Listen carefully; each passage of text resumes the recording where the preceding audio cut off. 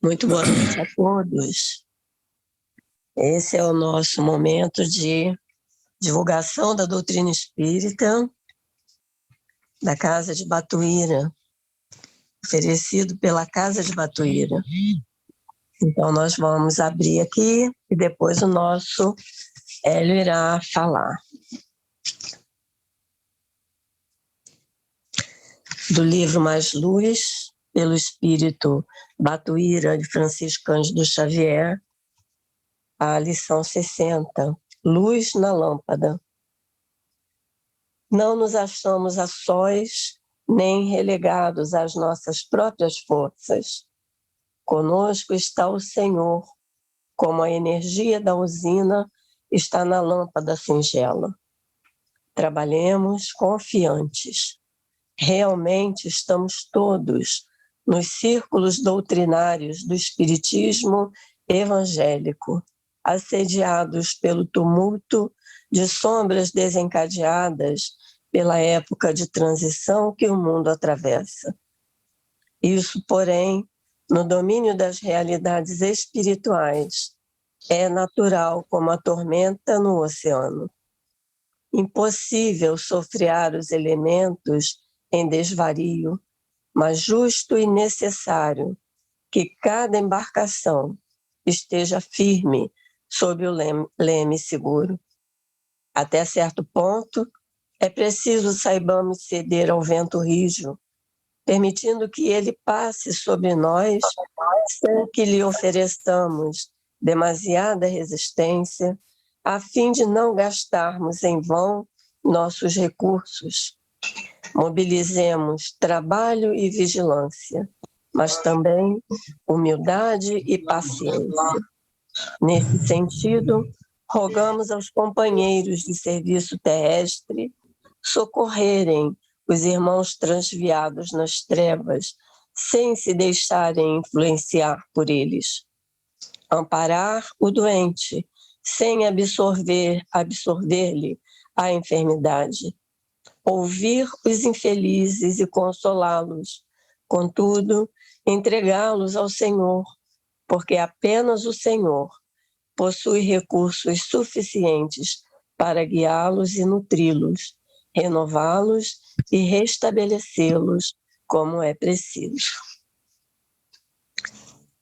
Divino amigo Jesus, te rogamos nesse momento, Senhor, pela nossa reunião doutrinária, te rogamos pelo nosso amigo que irá usar a palavra, que os espíritos nobres da Casa de Batuíra possam intuí-lo, iluminá-lo, para que nós possamos receber da sua palavra os ensinamentos que nos fortaleçam e que nos permitam seguir em frente, sem medo, com coragem. Muito obrigada, Senhor. Que assim seja. Hélio, está com você. Muito obrigado, Rose. De início, eu peço desculpas se eu tossi, porque eu estou ainda me livrando de um período aí de uma tosse. Mas hoje é dia 30 de maio. E aí eu convido os irmãos e as irmãs para fazer uma viagem no tempo e no espaço. Vamos no ano de 1431. Vamos na França, numa cidadezinha chamada Rouen, ou Rouen, em português. Lá, uma jovenzinha que foi acusada de heresia e de feitiçaria, ela... Fecha, por favor, aí, Soraya. Ela estava sendo acusada de bruxaria e de feitiçaria e foi levada para a praça principal da cidade, a Praça do Mercado Velho, porque seria executada a sentença de um tribunal religioso. Ela seria queimada viva, porque foi acusada de feitiçaria.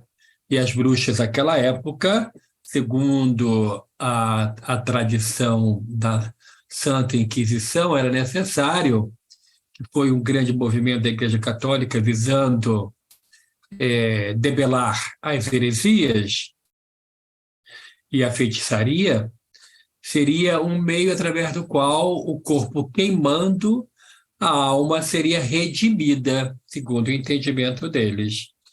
E com isso, a Joana d'Arc, com 19 aninhos, foi levada à fogueira. E existia uma resistência da igreja francesa, porque via nisso tão somente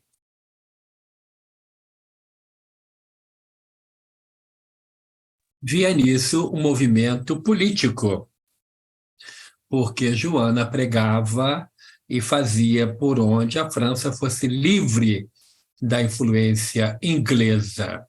Vivíamos a época da Guerra dos 100 Anos e a Joana conseguiu libertar a França do domínio de uma boa parte do território francês dos ingleses, retomou e animou o povo francês a ter o sentimento de nacionalidade, num verdadeiro sentido de uma resistência.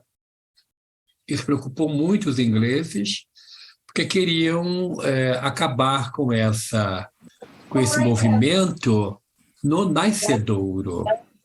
E com isso, eles fizeram de tal forma que Joana ela foi representando o sentimento de resistência, ela foi considerada assim uma ícone. Acabando com ela, iria abafar esse movimento contra o domínio inglês. Na verdade, ali iniciou o grande declínio com o fim da guerra, que durou 100 anos, né?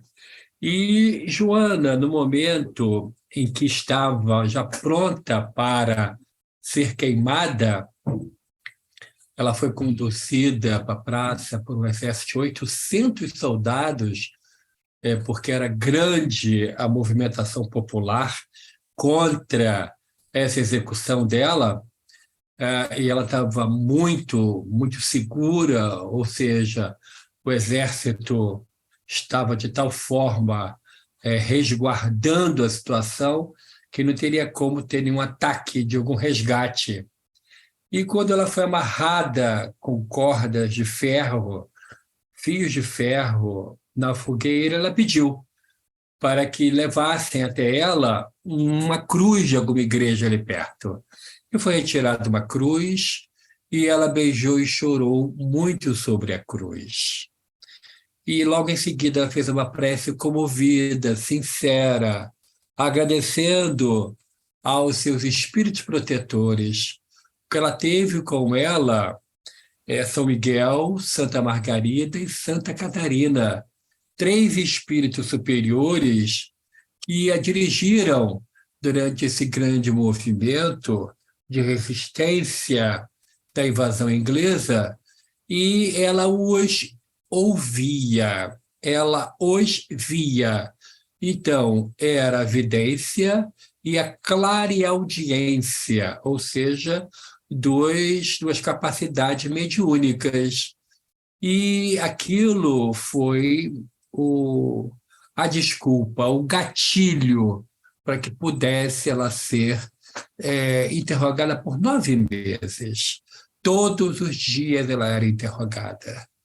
Todos os dias, até se formar um processo imenso de mais de 900 páginas, onde era feito um libelo acusatório, ou seja, uma peça processual, onde se colocam todas as razões pelas quais a criatura deve ser acusada, julgada. E, no caso, já era o momento da sua execução da sentença. Emocionada, e fez uma prece aonde até os carrascos choraram. Mas, feito isso, o cardeal que presidia aquele momento fez um sinal e foi ateado fogo. Foi ateado fogo e aquele momento onde o calor começou a subir até ela, ela pediu o socorro dos céus. E ali o cardeal ainda disse para ela: abjura, diga que é mentira, que a gente apaga isso e você vai ser solta. Ela disse: não, é verdade. As vozes estão comigo aqui agora. As vozes, ela se referia aos espíritos protetores que estavam com ela, protegendo-a e, de alguma forma, livrando-a de algum mal. E, naquele momento, ela começou a ser arrebatada do corpo. Consta no livro a história de Joana d'Arc contada por ela mesma, e aonde ela diz que começou a sentir que saía do corpo. Saía do corpo e esses espíritos que a ajudaram durante a sua missão na Terra estavam ao lado dela e abraçaram-na, tiraram-na do corpo e ela começou a ser aplaudida por diversos espíritos, uma verdadeira legião de espíritos que estavam ali com ela.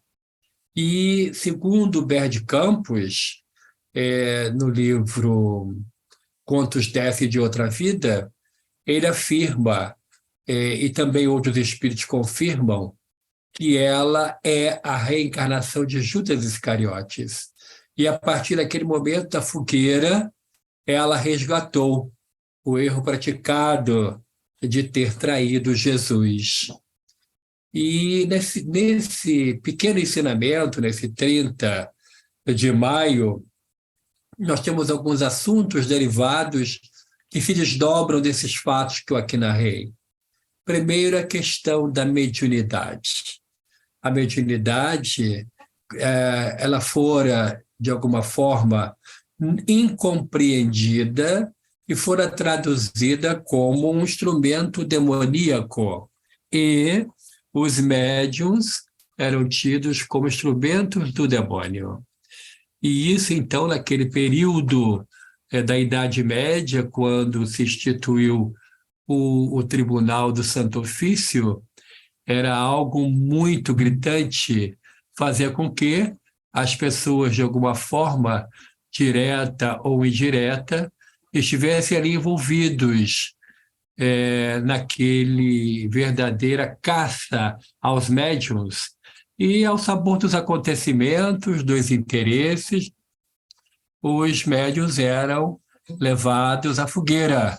E muitos, na Espanha, Portugal e algumas poucas outras regiões da Europa, chegando inclusive ao Brasil, a Santa Inquisição esteve no Brasil, levou à fogueira uma médium chamada Branca, a senhora chamada Branca, e com isso, esse fato revela o desconhecimento do fenômeno mediúnico, assim como também não podemos deixar de afirmar que foi também um gesto de uma grande intolerância religiosa, a intolerância religiosa que a gente vê até os dias de hoje. Hoje, em pleno século XXI, tem criaturas que desconhecem em que se baseia a doutrina espírita e, de uma maneira, muitas vezes, por ignorância do desconhecimento, nos associa ainda a práticas demoníacas, dizendo que a doutrina espírita não deriva do ensinamento de Jesus. Em pleno século XXI, tem pessoas que nunca ouviram falar do professor Allan Kardec.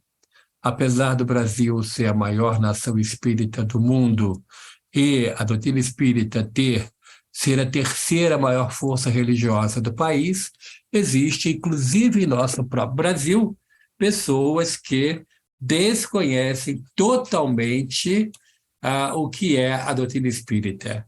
Claro que, pelo jeitinho do povo, jeitinho popular, algumas saídas linguísticas são arrumadas, né? E aí a pessoa, quando não conhece o que quer dizer doutrina espírita ou espiritismo, para afirmar ou para tirar dúvida, diz assim: é o Centro Espírita de Mesa Branca de Allan Kardec. E aí as pessoas, para não se confundir com outro tipo de denominação religiosa até aceitam essa classificação enorme, mas que, de alguma forma, os livra de um desconhecimento. Mas Joana d'Arc, além de ser médium, era mulher. E aí nós temos um outro fator que é grandemente impeditivo, ainda no século XXI, quando a mulher, pelo simples fato de ser mulher, ela é desacreditada, é desrespeitada, por incrível que pareça, em pleno século XXI. Estamos na eminência da caravana Seu Jardim para visitar e apoiar o trabalho realizado pelo único centro espírita daquela cidade do interior fluminense, o Centro Espírita Fé, Esperança e Caridade, de quase 90 anos de existência. Quem preside o centro é uma mulher, uma idosa chamada Dona Elza Coutinho, que, pelo simples fato de ser mulher, ela não é respeitada também. E nós afirmamos isso pela nossa experiência de dirigente do movimento espírita, em especial do estado do Rio de Janeiro, onde conhecemos várias casas espíritas no interior do estado, que são presididos por homens e que é diferente o tratamento. Temos, por exemplo, o Centro Espírita Jesus Maria e José, na cidade de Vassouras, que durante muito tempo foi presidido pelo nosso irmão Francisquinho, já desencarnado. Era uma coisa.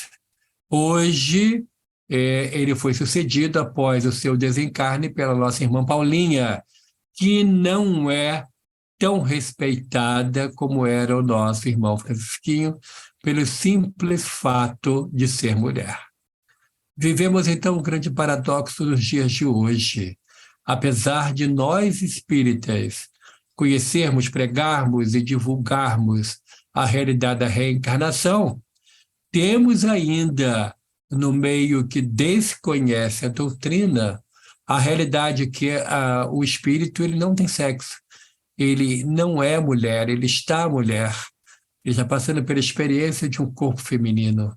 Então, há de ser respeitado, não importa qual seja a experiência do gênero que ele esteja passando. É um ser humano, deve ser respeitado. E nós percebemos que 80% dos centros espíritas do estado do Rio de Janeiro, a grosso modo, 800 casas espíritas, são presididas por mulheres. E aí percebe-se a dificuldade grandiosa que essas irmãs têm, pelo simples fato de serem mulheres, têm de estarem à frente de uma casa espírita. A falta de respeito é muito grande. Joana d'Arc, mulher, médium e perseguida pelo simples fato de ser mulher. Ela, com 2 tipos de mediunidade, a clareaudiência, ouvir os espíritos, e a clarividência, ver espíritos. Ela não tinha, obviamente, nesse período, nenhuma oportunidade de conhecer e de estudar o fenômeno em si. Era um dom de Deus, simplesmente. E, de forma natural, ela aceitou esse dom. Ela via e ouvia os espíritos. Recebia deles instruções importantíssimas, instruções sobre a sua tarefa na Terra. Os tipos de mediunidade implicam o conhecimento que a gente tem quando o assunto é estudar a ferramenta em si. Porque ser médium não é castigo e também não é privilégio, é ferramenta de trabalho. A mulher médium Joana d'Arc tinha essas 2 oportunidades de trabalho. No próximo domingo, teremos, no nosso café da manhã com palestra, a nossa companheira Carmen Silveira, que irá falar sobre prática mediúnica espírita. E já me abordaram perguntando se não é uma redundância. Se a prática mediúnica só pode ser espírita? Não. Lê do engano. Existem outras religiões onde existe a prática mediúnica, como, por exemplo, as religiões de tradição africana, onde existem a prática mediúnica, mas não como é na doutrina espírita. Então, prática mediúnica espírita é objeto do estudo da nossa Carmen Silveira, que escreveu junto com Marta Antunes, vice-presidente da Federação Espírita Brasileira, o livro que eu reputo de importância capital, porque ele reúne ensinamentos da codificação de Kardec, assim como também das obras de André Luiz, a questão da prática mediúnica pelo viés espírita, aonde existe um conhecimento do fenômeno de tal forma que os médiuns conseguem controlar o fenômeno, ligar a máquina mediúnica, saber desligar a máquina mediúnica e saber fazer manutenção da máquina mediúnica. Isso tudo será objeto do estudo da nossa Carmen Silveira no próximo domingo, 4 de junho, onde ela estará em nossa casa, falando sobre esse livro, e terá o livro lá à disposição dos irmãos.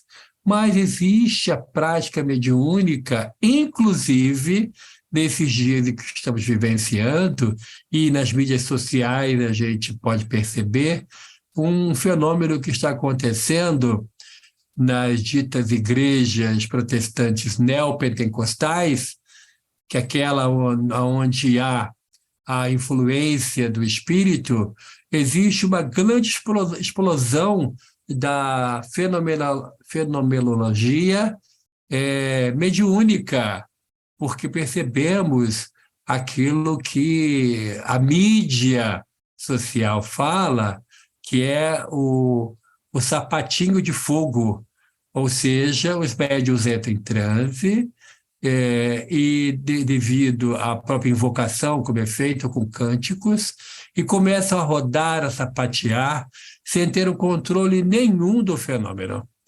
E é algo muito interessante, porque até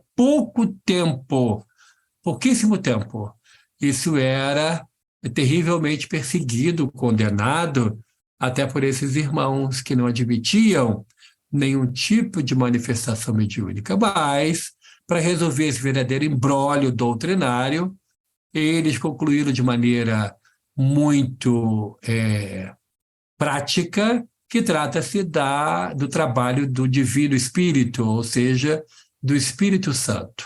Então, não existe nome algum, todos estão sob a influência do Espírito Santo. É claro que respeitamos a opinião deles, respeitamos todo esse modo de entender, porque a doutrina espírita e o movimento espírita, ele respeita as manifestações religiosas, assim como também quer que seja respeitado. Mas é claro que é uma prática mediúnica, singela, aonde está tendo uma grande explosão e muitos pastores ou louvadores, ou até que se dão o nome, se autodenominam evangelizadores ou apóstolos, eles estão saindo pelo Brasil e avivando, segundo o linguajar deles, o espírito. E muitos, para nós médiuns, para eles batizados no Espírito Santo, entram em transe durante os cultos dessas igrejas neopentecostais, que, ou seja, não são as igrejas protestantes tradicionais. Também observamos o transe mediúnico em diversas outras ramificações do credo, da forma de crer, provando que a mediunidade não foi criada e não é um instrumento exclusivo dos espíritas. A mediunidade em si é uma ferramenta e é utilizada pelos bons espíritos para provar, inclusive, a existência e a sobrevivência dos espíritos. Mas, com todo respeito às outras manifestações de fé, a doutrina espírita explica meios e modos através do qual esse fenômeno acontece. Como que esse fenômeno pode e deve ser controlado, a questão do desenvolvimento mediúnico. Recentemente, tivemos a oportunidade de fazer uma série de palestras pelo Rio Grande do Sul, onde tivemos a chance de conversar sobre o assunto e lá divulgamos o trabalho desenvolvido, que consta no YouTube, de uma expositora que já se encontra no mundo espiritual, mas ficou eternizado os seus ensinos pelas mídias sociais, a professora Terezinha de Oliveira, ligada ao Centro Espírita Allan Kardec de Campinas, que deixou um acervo valioso de aulas, de cursos que o Centro Espírita Allan Kardec ministrou sobre diversos assuntos, inclusive sobre reuniões mediúnicas. Um minutinho só, por favor, que tem uma gatinha aqui querendo sair. Vai, galinha. Vai.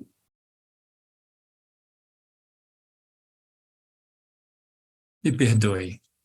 E essa nossa professora Terezinha de Oliveira, ela tem, depois você pode dar uma olhadinha no YouTube, coloca palestra Terezinha de Oliveira, ou cursos, você vai ver uma senhora com um modo de falar muito doce, cativante, falando sobre mediunidade e diversos outros assuntos. São verdadeiras pérolas. E lá tivemos a oportunidade de falar sobre reuniões mediúnicas sérias, ou seja, aquelas que são baseadas e fundamentadas na obra básica do professor Allan Kardec. Então, quando, em 30 de maio, lembramos a figura de Joana d'Arc, nós temos diversos desdobramentos do fenômeno mediúnico, da sua condição de mulher, assim como também da sua condição de líder nata, porque ela começou a ter essas vidências, ela tinha 14 aninhos, onde ela iniciou um trabalho de convencimento das pessoas que conviviam com ela, para que pudessem, de alguma forma, apoiá-la nesse trabalho grandioso que ela desenvolveu, seguindo a orientação dos seus mentores espirituais, sobre aquele assunto tão importante, que era preparar uma França livre, para que pudesse, mais à frente, ter a liberdade de ter o trabalho do professor Allan Kardec e da equipe do Espírito de Verdade que o assessorou na codificação espírita. Também vale a pena lembrar, baseado em um desdobramento natural desse dia 30 de maio, desses que não conseguem ainda entender a simplicidade da proposta espírita. A doutrina espírita, ela tem uma simplicidade em sua proposta que muitas vezes causa espanto àquelas pessoas que vivem incensando aquilo que é difícil, aquilo que é complicado. A proposta espírita é muito fácil, mas é claro que ao mesmo tempo que é fácil de entender, é difícil porque movimenta o nosso querer, a nossa vontade, se desdobra perante os nossos olhos uma realidade que é muito matemática. De maneira cartesiana se prova a sobrevivência da alma, a comunicabilidade dentre os espíritos e, de alguma forma, todos os pontos básicos da fé espírita são com raízes profundas da racionalidade. Isso traz uma preocupação muito grande naquelas pessoas que ainda se vangloriam daquilo que é difícil, daquilo que não é fácil no entendimento. E isso faz com que a proposta espírita seja, muitas vezes, deixada de lado. Mas quando a pessoa começa a estudar, a se aprofundar naquilo que a doutrina espírita nos traz, vai ver a grandiosidade da proposta e, muitas vezes, fica numa situação de dubiedade. Quer, mas não quer. Quer, mas não para agora. Porque, como afirma o nosso querido professor José Raul Teixeira, o Espiritismo não é para quem quer, é para quem pode. porque a proposta espírita implica numa modificação. Modificamos ou modificamos, porque não há meio termo. Daí que não se pode afirmar que existem ex-espíritas. Não, a pessoa não era espírita, porque quem aceita e abraça a proposta espírita modifica completamente o modo de vida na Terra. E não existe dessa possibilidade simplesmente nós engrossarmos o caldo daqueles que gritam como aquele coro que escolheu no grito, no berro Barrabás. O espírita já tem de maneira natural, pela convicção daquilo que ele aprende, as suas escolhas. Escolhemos a vida e não o aborto. Escolhemos a vida e não as drogas. Escolhemos a vida e não o suicídio. Escolhemos a vida e não a eutanásia. E outras campanhas que já, desde a década de 1990 do século passado, a doutrina espírita, ou melhor, o movimento espírita no Brasil e no mundo, faz a campanha pela vida. E por quê? Nós entendemos a grandiosidade da oportunidade reencarnatória. Nós não podemos malbaratar a nossa existência a tal ponto de voltarmos para o mundo espiritual numa situação de 0 a 0, ou seja, de não termos evoluído absolutamente nada da situação em que viemos para a Terra. Muitos planos são feitos, cálculos são elaborados, e tudo é planejado de tal forma que a nossa vinda à Terra seja altamente produtiva. Somos evolucionistas e nós temos meios e modos, através do conhecimento que a doutrina espírita nos proporciona, de evoluirmos, de subirmos degraus valiosos quando o assunto é o conhecimento e a prática da doutrina espírita.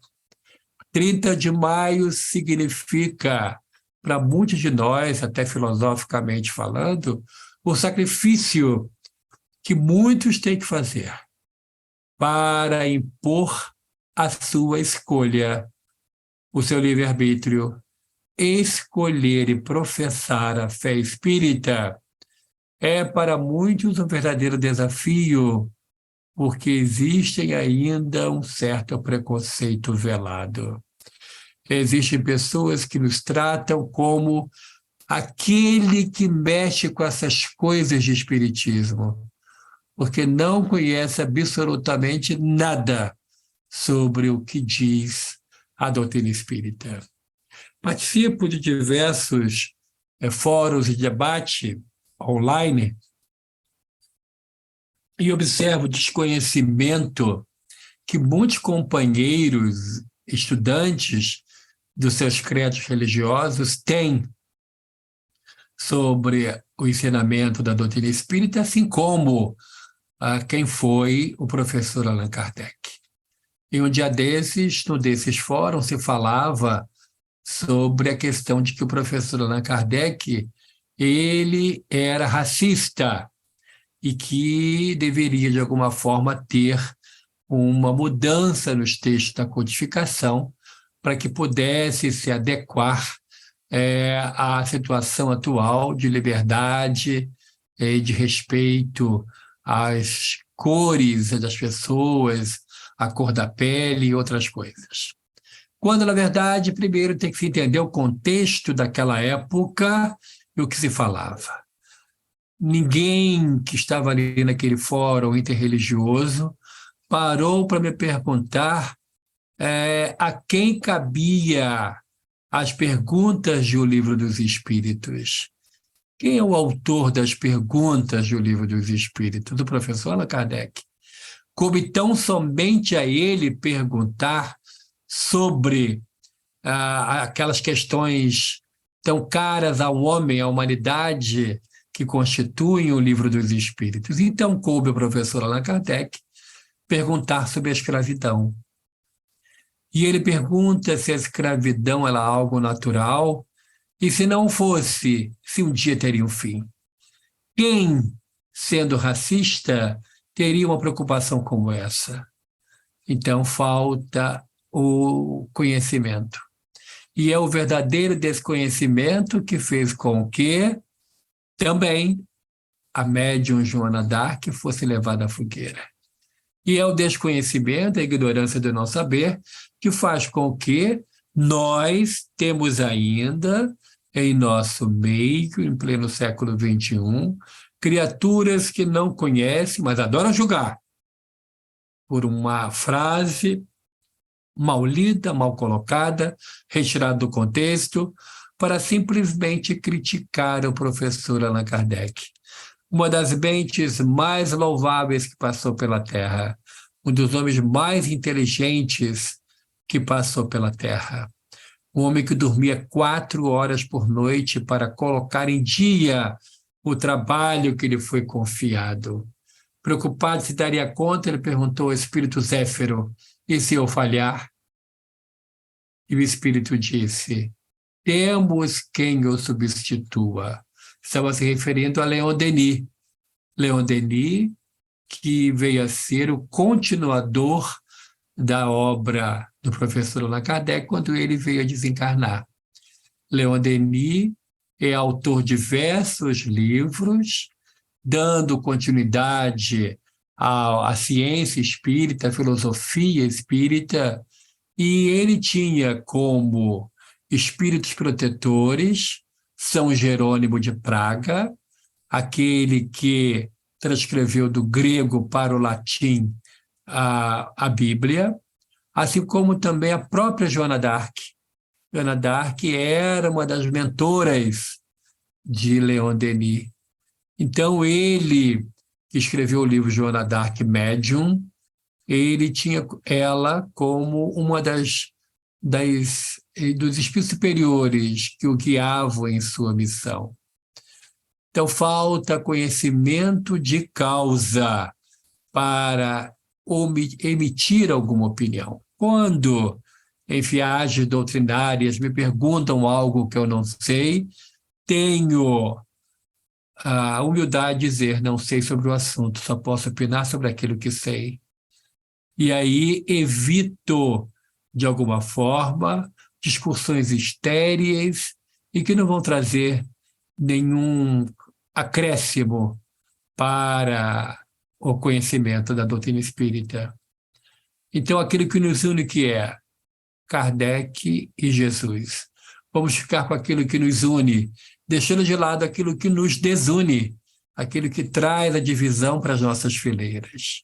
30 de maio significa uma grande resistência. A resistência que nós devemos dar aos nossos maus impulsos, para que possamos ser instrumentos dóceis e úteis nas mãos dos nossos mentores espirituais. O professor Allan Kardec perguntou assim em O Livro dos Espíritos: o que faz um espírito bondoso, um espírito mentor, ou até um anjo de guarda, quando o seu protegido, o seu tutelado, não quer lhe ouvir? E os espíritos superiores responderam, os espíritos reveladores, que estavam assessorando o professor Allan Kardec nesse grandioso trabalho, dizem assim: se afasta, mas fica por perto, porque ao menor arrependimento vem e continuam a proteger o seu tutelado. Não podemos nunca esquecer de, assim como Joana d'Arc teve os seus espíritos mentores, todos nós temos os nossos. Hélio, não sei o nome, o professor Allan Kardec escreveu sobre essa dúvida nossa, esse questionamento, e ele disse assim: se não sabe o nome, não se preocupa, chame-o sobre o meu bom espírito, e ele atenderá. Meu anjo guarda, ele atenderá. Ou ele disse, inclusive, assim: pode chamar por um nome daquele que você tem uma afeição no mundo espiritual. Então, aqueles que vêm de uma tradição católica, pode chamar. Ah, meu Santo Antônio, meu São Jorge, porque é o nome através do qual ele se refere mentalmente ao seu espírito protetor. Eles irão atender, porque Deus leva em conta a intenção. Então, 30 de maio significa também a nossa vitória, porque Joana d'Arc são vitoriosa, só o corpo pereceu. Mas ela, que foi canonizada só em 1920 por Roma, e hoje é a santa padroeira da França, assim como o rei São Luís é o santo protetor de toda a nacionalidade francesa. Joana d'Arc só foi reconhecida como santa e, com isso, a Igreja de Roma pediu desculpas de público por tê-la conduzido à fogueira, canonizando-a como santa, dando a ela um altar, mas para nós é uma grande benfeitora. Trabalha incessantemente para que tenhamos coragem, assim como nossos espíritos superiores, aqueles que nos amam, que ficam tristes quando perdemos o tempo, um dia inteiro com banalidades, quando, na verdade, os espíritos bondosos ficam repetindo em nossos ouvidos: dá a Deus o que é de Deus. Vamos procurar ocupar o nosso tempo de forma útil para que o nosso dia nos seja útil espiritualmente falando. E eu quero caminhar já para o encerramento, lembrando que agora, na primeira quarta-feira de junho, 7 de junho, na véspera da nossa caravana para Silva Jardim, temos algumas vagas ainda. Quem quiser mais falar com a nossa irmã Roméria ou comigo próprio, nós teremos o início de um curso introdutório da doutrina espírita, para aqueles que não conhecem, querem conhecer, ou para aqueles que já conhecem e querem estudar um pouco mais. Toda quarta-feira, de 18h30 às 20 horas, em nosso salão de reuniões. Teremos um momento de leitura, de passes, e depois o estudo. Mas a oportunidade de conhecer um pouco mais de forma didática, com assuntos que vão se ligando um ao outro, e a nossa querida Rose e o nosso Jorge estão se esperando no preparo do temário para toda quarta-feira, se revezando, estarão lá, apresentando os temas tão importantes para o nosso conhecimento. O conhecimento que é igual aquele tesouro que não vai enferrujar, o ladrão não vai roubar, que é algo que vai ficar conosco para toda a vida. E o conhecimento da doutrina espírita é um conhecimento altamente libertador. Que possamos, então, meus irmãos e minhas irmãs, nunca esquecer do 30 de maio como o dia da virada, um dia que nós vamos dar um adeus a tudo aquilo que deve não dar tanto valor e dar o valor às coisas de Deus, dar valor ao tempo que não volta atrás, aproveitar oportunidades valiosas como a casa nos dá, de participar, por exemplo, no dia 8 da caravana e ir apoiar a mulher guerreira, que é a Dona Elza Coutinho. Fazer um feriado católico diferente e ir apoiar a nossa irmã Elza. Participar do grupo de estudo das quartas-feiras, mesmo que já tenham conhecimento, vamos estudar juntos de novo.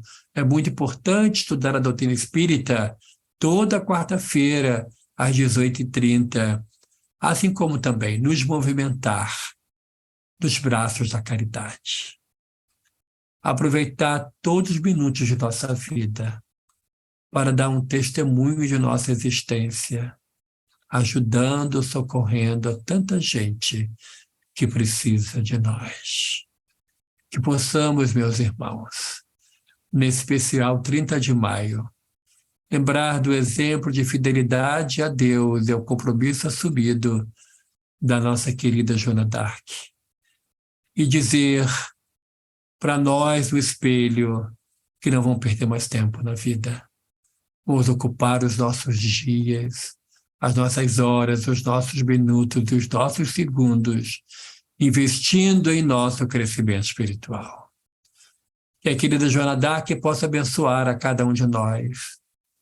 Que o querido benfeitor Batuíra, protetor de nossa casa, que nos ajuda dando chances de trabalho, possa abençoar cada lar, sintonizado com a nossa reunião da noite. E que possamos juntos agradecer a Deus, sempre, cada dia mais, pelas oportunidades de iluminação que temos ao conhecer a doutrina espírita. Muito obrigado a todos, que Deus nos abençoe. Devolvo a palavra para Rose, para os avisos antes da prece.